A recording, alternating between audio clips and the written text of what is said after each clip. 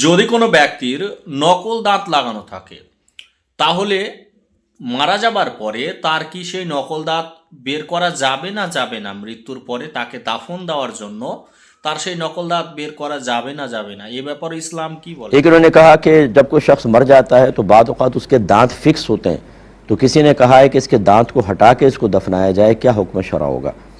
देखिए, अगर तो दांत बास तो फिक्स नहीं होते, बआसानी बत्तीसी की बत्तीसी निकल आती है, फिर तो बेहतर है कि निकाल कर ही उनको दफनाया जाए। और अगर फिक्स हो गए तो फिर उसको बिल्कुल ना करें कि वो तोड़ने पड़ेंगे या तकलीफ़ होगी, खींचने पड़ेंगे, इससे कोई फ़र्क नहीं पड़ता। मुर्दे को क्या फ़र्क पड़ेगा? जब वो हालत ज़िंदगी में था तो अगर जनाबत तारी हो जाए और दांत फिक्स है तो उसी पर से तो पानी बहा लेते हैं आदमी।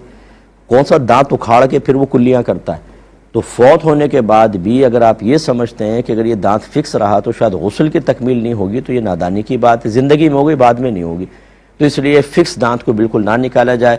ऐसी कोई भी चीज़ अगर जिस्म में किसी भी जगह फिक्स है, मसलन रॉड डली हुई है या और कोई मसला है, तो बस उसको बेअनी रहने दें, गुस्ल आप दें उसको और दफना दें। তাহলে আমরা জানলাম যে যদি আপনার নকল দাঁত অর্থাৎ 32টি দাঁতই কোনো নকল দাঁতের কভার লাগানো থাকে তাহলে সেটা আপনি বের করতে পারেন, কোনো সমস্যা নেই। আর যদি দেখা গেল কোনো একটি দাঁত খারাপ হয়ে গিয়েছিল এবং তার উপরে স্টিলের কভার বা প্লাস্টিকের কোনো কভার লাগানো রয়েছে, সেটি কিন্তু আপনি না বের করলেও চলবে, সেটি না বের করাই উত্তম।